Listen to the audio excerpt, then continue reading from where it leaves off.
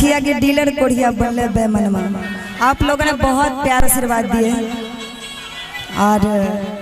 यहाँ का जो डीलर होंगे जरा इस सॉन्ग को दिल पे नहीं लेंगे, सिर्फ मनोरंजन के लिए ये सॉन्ग बनाया गया था। और कहना है आगे मोदी जी भेजल आगे चावल गरीबा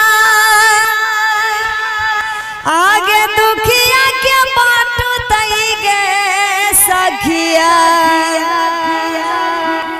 आगे सखिया के डीलर कोरिया बनल बेईमान राशन अपने घर में रखई गे सखिया आगे मोदी जी भेजल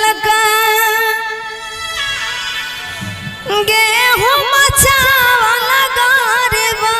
दुखिया के बाट तई गे सखिया आएगा आ सखिया के डीलर कोरिया बनल बेईमान राशन अपने घर में रखई गे सखिया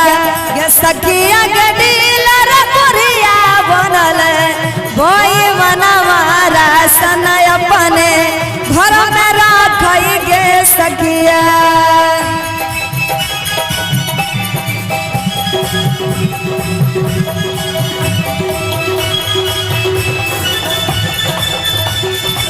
क्या बात है।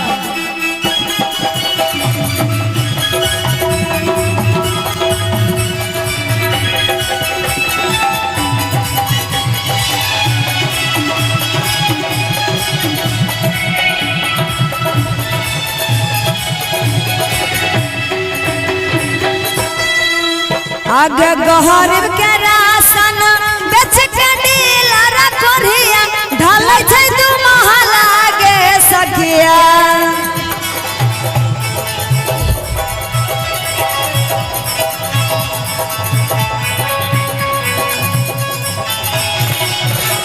आगे गरीब के राशन बेच के डीलर कोरिया ढल छै दू महला गे सखिया गे सखिया के पीएम सीएम डीएम कुछ नहीं कह राशन डीलर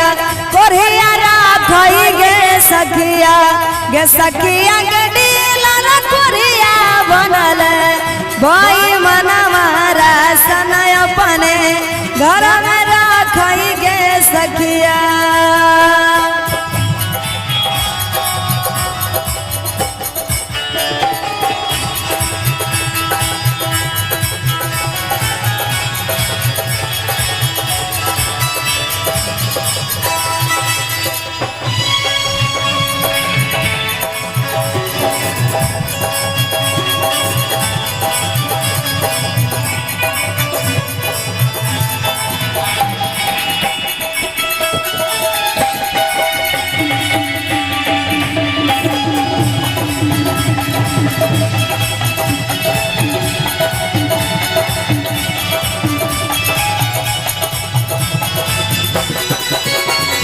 क्या बात है।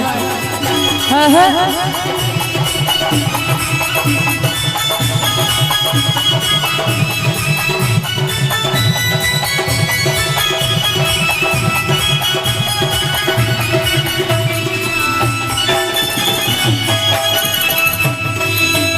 आगे हमारा के राशन में नमवा चार गो दूगो के हटल कई गे सखिया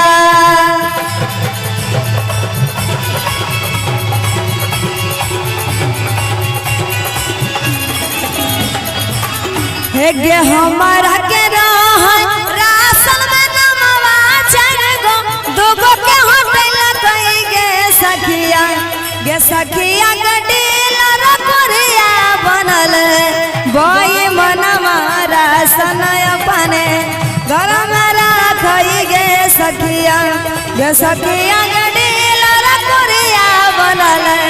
बेईमान राशन अपने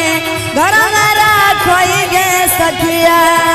घर में रखई गे सखिया घर में